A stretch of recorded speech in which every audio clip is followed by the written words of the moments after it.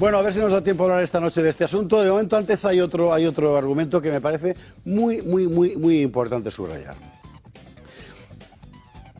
Hace muchos años que cuando se habla de la cuestión de la juventud, en materia política, quiero decir, automáticamente lo que uno piensa es bonos, subvenciones, subsidios, el Erasmus, el Interrail, ese tipo de cosas, ¿no?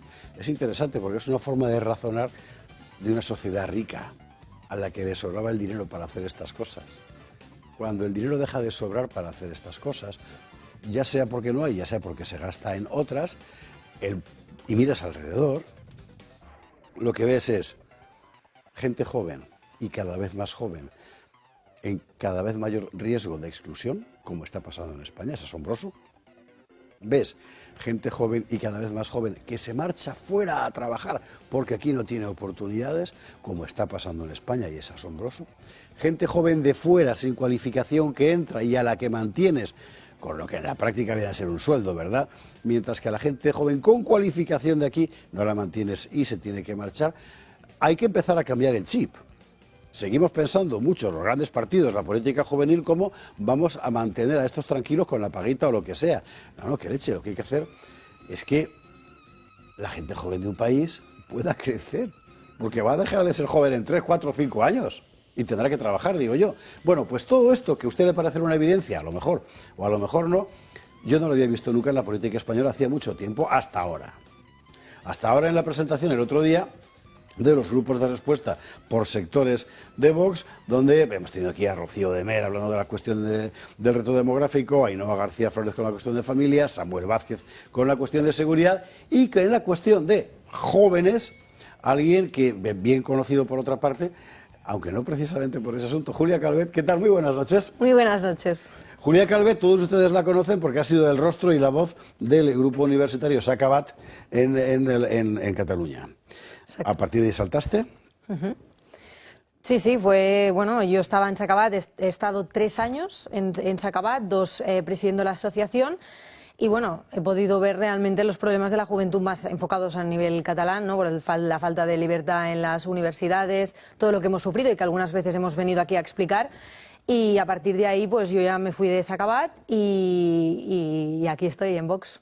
Pasaste a Vox, mucha gente se preguntaba, ¿y por qué no has ido al PP? Mucha gente se lo preguntó. ¿Te fuiste a Vox, no te fuiste al PP?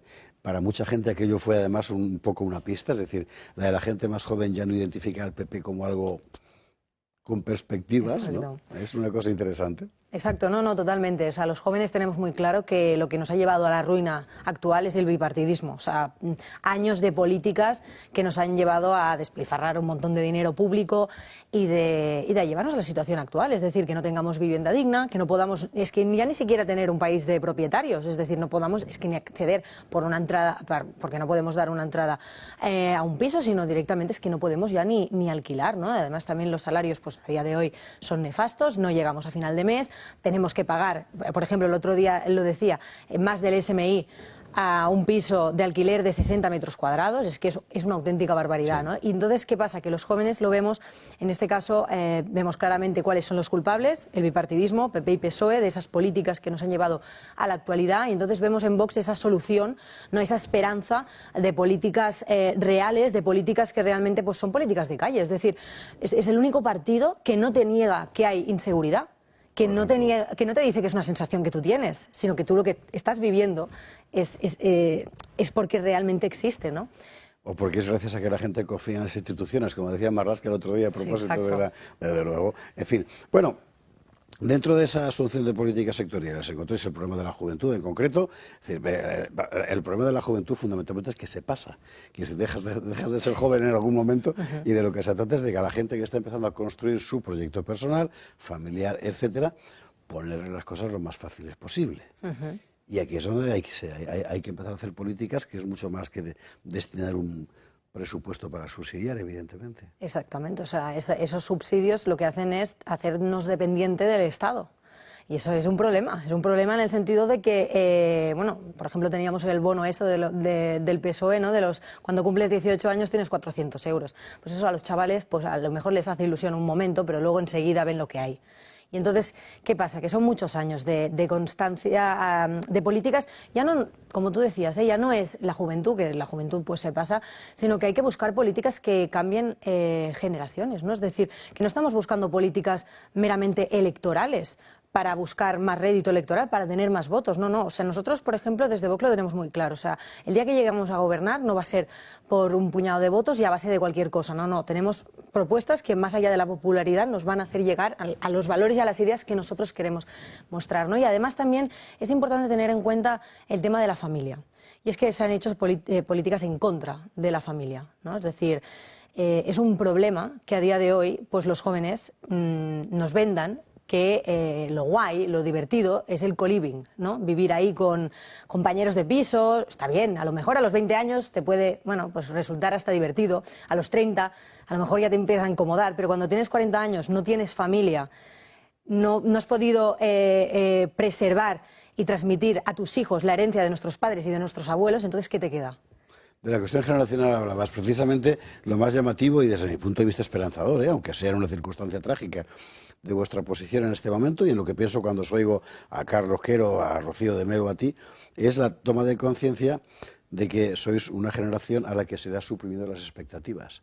O sea, la de vuestros padres, que es la mía más o menos, lo tenía, fastidiado, pero bueno. La de vuestros abuelos estaba en pleno crecimiento del país. A la vuestra directamente os han dicho eso, co-living y co-working. Claro. Lo que pasa es que esto significa replantear por completo, vamos a ver, perdóneme usted la cursilería, la estrategia de país, digamos. Es decir, a mi país de aquí a una generación, a 30, a 40 años, lo quiero llevar hacia este otro lugar. Claro.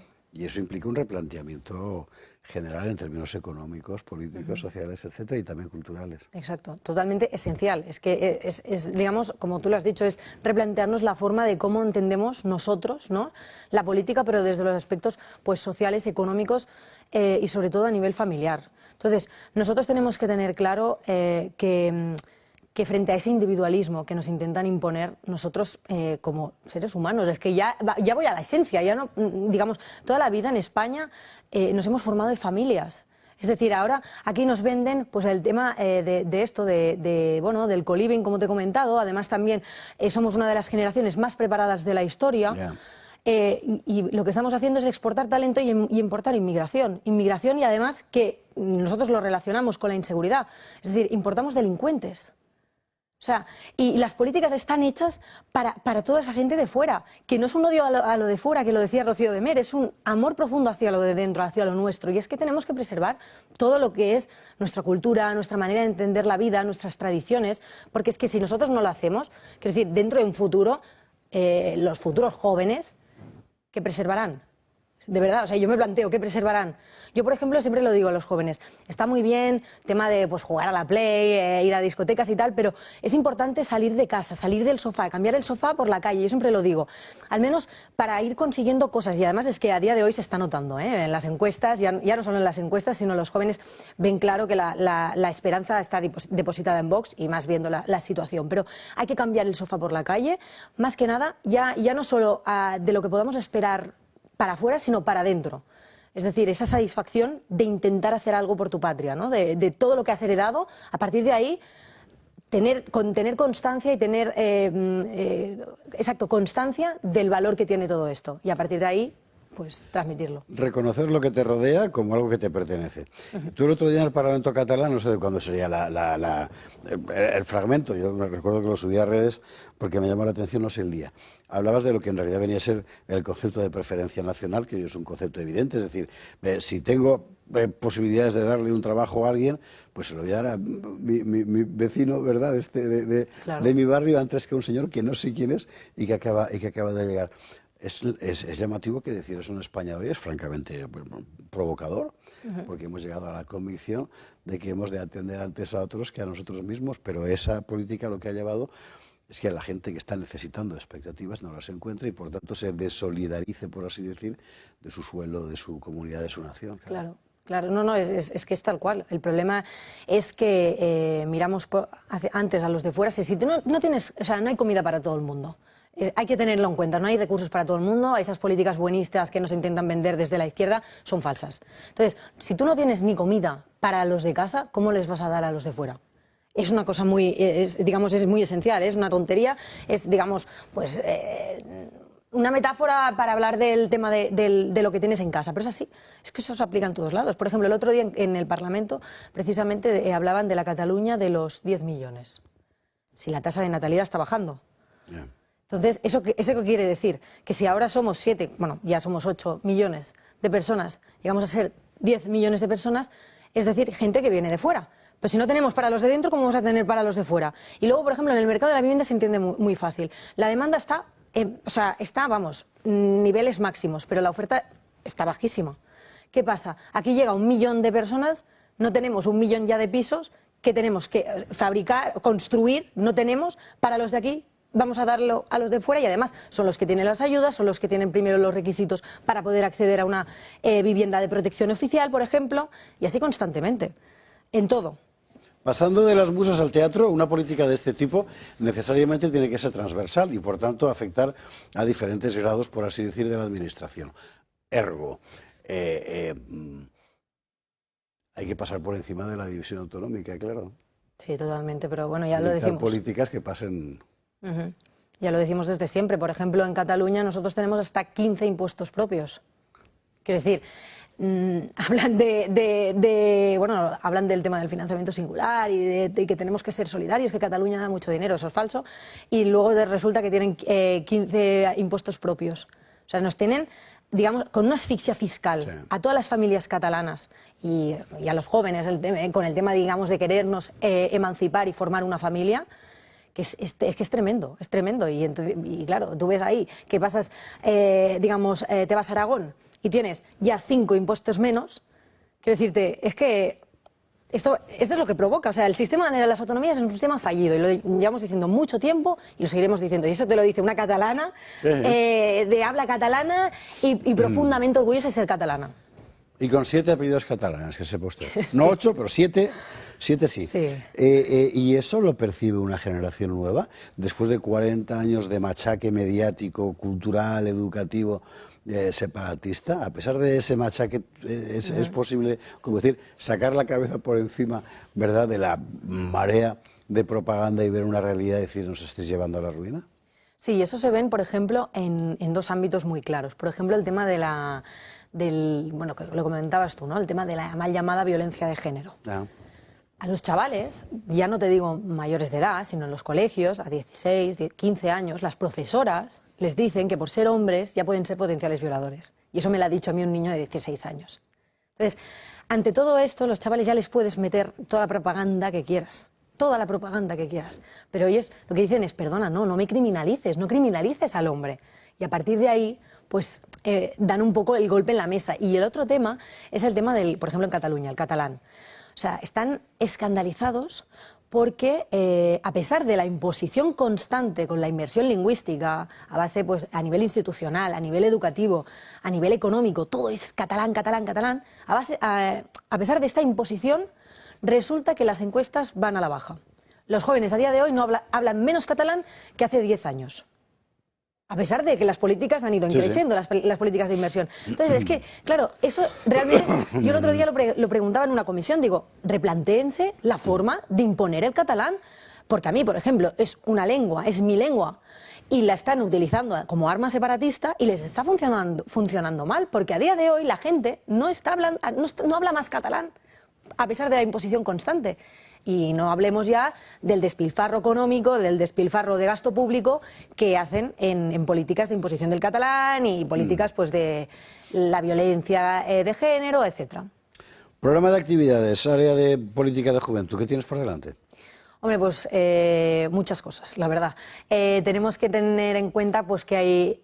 Mira, te voy a explicar una cosa. El día que me nombraron y salió a la prensa esto, me llamaron varios chavales, pero digamos de Vox y no de Vox, de distinto, bueno, me llamaron, me contactaron por Instagram, etcétera, de distintas regiones de España. Y me decían, Julia, tenemos que hacer esto, tenemos que hacer lo otro, tenemos que intentar ir por aquí, ir por allá. O sea, los chavales tienen tantas ganas que lo que hay por delante es escuchar, todas esas problemáticas que ya hemos visto, intentar revertir y convencer a esos chavales que a día de hoy compran el discurso de la izquierda porque les han manipulado desde los medios de comunicación, para que vengan a Vox y para que entiendan que realmente somos el único partido que pisamos la calle, que no vamos a negar los problemas que ellos viven y que vamos a revertir la situación.